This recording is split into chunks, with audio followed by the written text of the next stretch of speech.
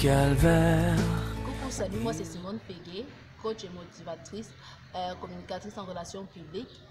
Aujourd'hui, je voudrais vous remercier pour les vidéos précédentes, pour les likes, pour les commentaires et surtout pour ceux qui se sont abonnés. J'espère que vous qui ne l'avez pas encore fait, vous allez le faire cette semaine. Donc, aujourd'hui, nous allons parler des blessures. D'aucuns les appellent les blessures psychologiques, les blessures de l'âme, les blessures émotionnelles.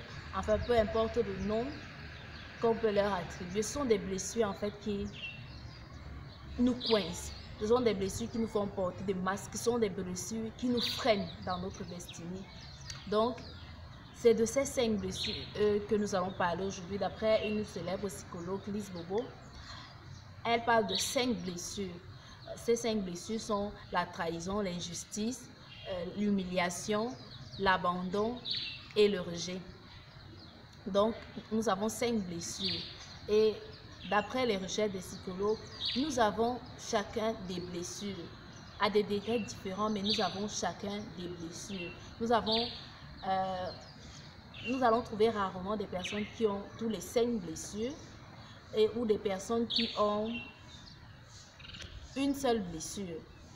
Donc, on a facilement les 4 blessures, mais pas 5 ou une blessure. La blessure d'humiliation est la blessure que tout le monde n'a pas en fait. Tout le monde n'a pas. Donc, les 4 autres, la trahison, l'abandon, le rejet et l'injustice, ce sont les blessures qu'on a facilement. Déjà, les blessures s'accompagnent souvent de 2 à 2 parce que les blessures se transmettent à partir du bas âge, donc de 0 à 7 ans. C'est là où on transmet les blessures dans l'âme. Donc déjà, les blessures se transmettent par sexe. Donc le blessure de rejet se transmet par la personne du même sexe que nous. Et la blessure d'abandon se transmet par le sexe opposé.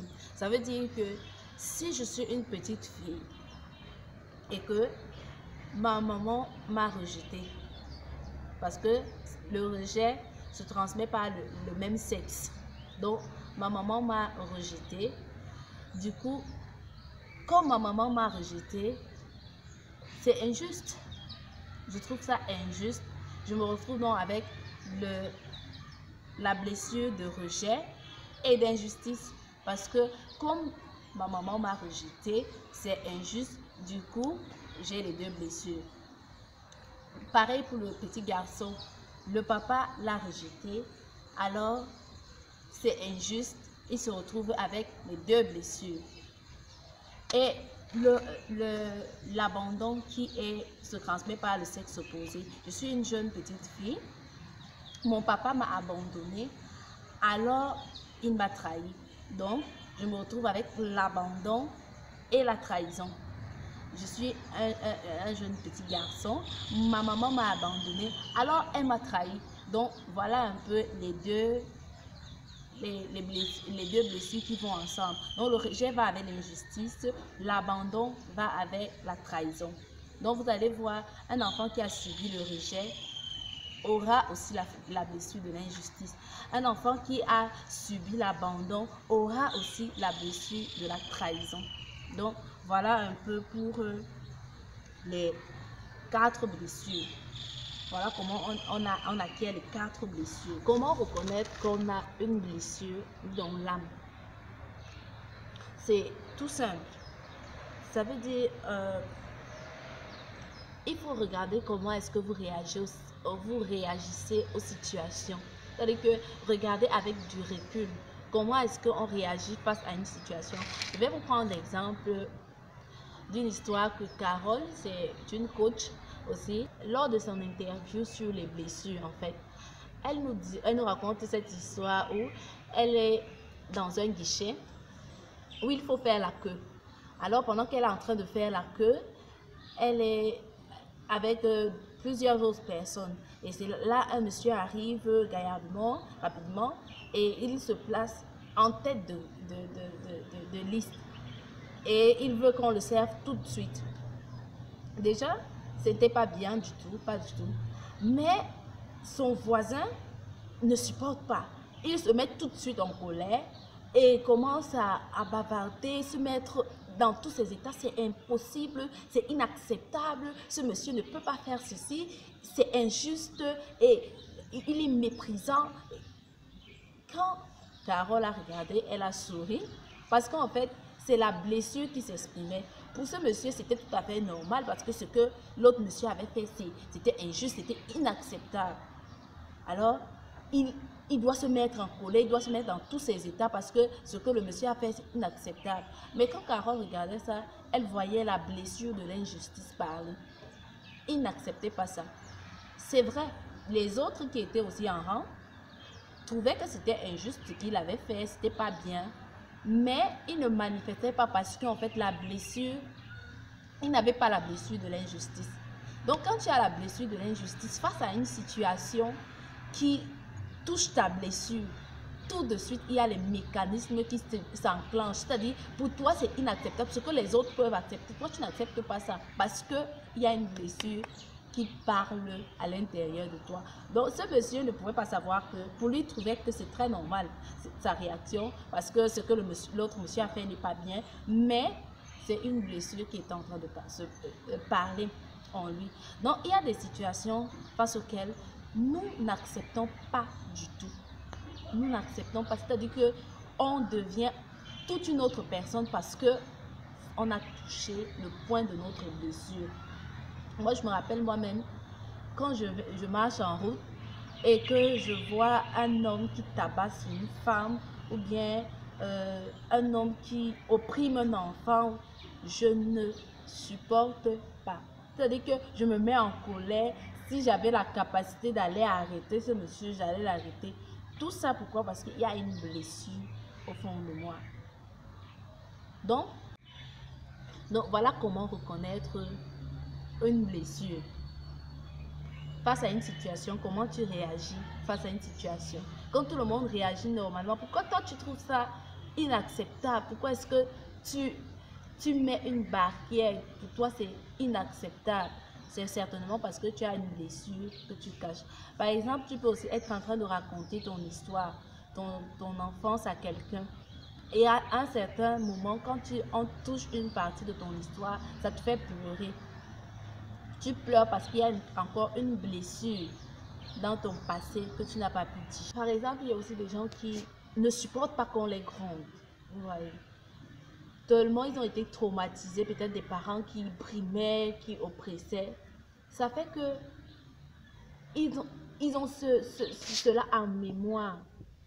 Et maintenant, quand ils sont face à une personne qui a une voix qui porte, ça veut dire que la personne ne gronde pas nécessairement, la personne parle fort ou la personne a une grosse voix, elles se sentent tout de suite menacées et elles réagissent, dont les mécanismes de défense s'enclenchent. Ce n'est pas parce que la personne les a grondées, non. La personne a juste une voix qui porte, une grosse voix en fait. Et maintenant, la personne qui a la blessure, qui a cette blessure enfuie en elle, se sent tout de suite menacée, se sent tout de suite opprimée, a l'impression que l'autre personne veut la dominer, l'autre personne est en train de la gronder. Alors que c'est faux. C'est faux. Donc, voilà comment on peut reconnaître quand on a les blessures. Peut-être dans les prochaines vidéos, on va donner de façon détaillée comment est-ce que chaque blessure se manifeste. Déjà, il faut pouvoir reconnaître qu'on a des blessures en soi pour pouvoir enclencher un processus thérapeutique. Parce que moi, j'ai voulu parler de ce sujet aujourd'hui parce que c'est un sujet qu'on n'en parle pas beaucoup, surtout chez nous en Afrique. Mais c'est un sujet qui nous freine énormément. Nous ne sommes pas épanouis dans notre travail. Nous ne sommes pas épanouis même dans notre marche avec Dieu. Nous ne sommes pas épanouis dans tout ce que nous faisons. Tout simplement parce que nous avons des blessures enfouies en nous qui modifient notre façon de penser, qui modifient notre façon de faire, qui nous fait porter des masques en fait. Au fond de toi, tu sens que ce n'est pas toi. Tu sens que tu n'es pas la personne qui a agi de cette manière, mais tu ne comprends pas pourquoi tu te retrouves en train d'agir de cette manière. Non, pour pouvoir s'épanouir, n'allez surtout pas penser que je suis sortie de la destinée, non. Pour pouvoir accomplir sa destinée efficacement, il faut savoir quelles sont les blessures qui nous minent. Et pour que le Saint-Esprit travaille avec nous, il faudrait qu'on sache quelles sont les blessures. On va pas travailler en l'air comme ça. Le Saint-Esprit a besoin de travailler avec nous dans un domaine bien précis. Mais tant que tu n'as même pas conscience du fait que tu as des blessures et que si tu réagis comme ça, c'est par rapport à ci, c'est par rapport à ça, le Saint-Esprit ne va pas pouvoir t'aider. Donc, demande au Saint-Esprit, Saint-Esprit, donne-moi de prendre conscience de mes blessures. Le Saint-Esprit peut te faire réaliser, en fait, après une attitude, après un comportement, le Saint-Esprit peut te ramener maintenant, par exemple, à cette vidéo et te dire, voilà, tu vois pourquoi tu t'es comporté comme ça, c'est sûrement parce que tu as la blessure de ceci. Et maintenant, une fois que tu as pris conscience de cela, tu vas voir comment est-ce que ça se manifeste et comment est-ce que tu peux travailler pour t'améliorer. Bon, d'autres psychologues disent qu'on ne guérit pas forcément des blessures, mais on peut travailler le masque que les blessures nous donnent. Ça veut dire qu'on peut changer cela, on peut transformer cela afin que ça devienne des forces. Donc, voilà un peu pour aujourd'hui. Merci d'avoir été attentif.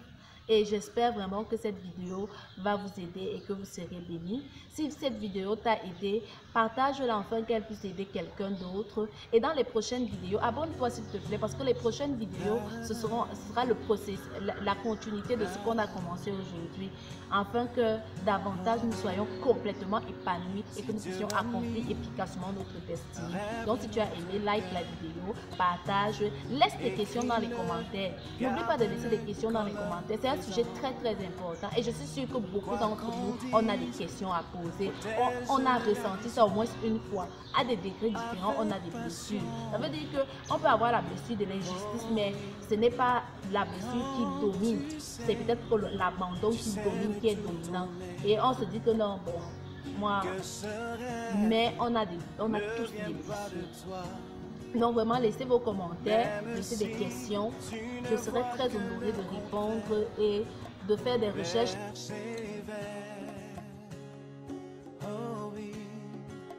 Persévère.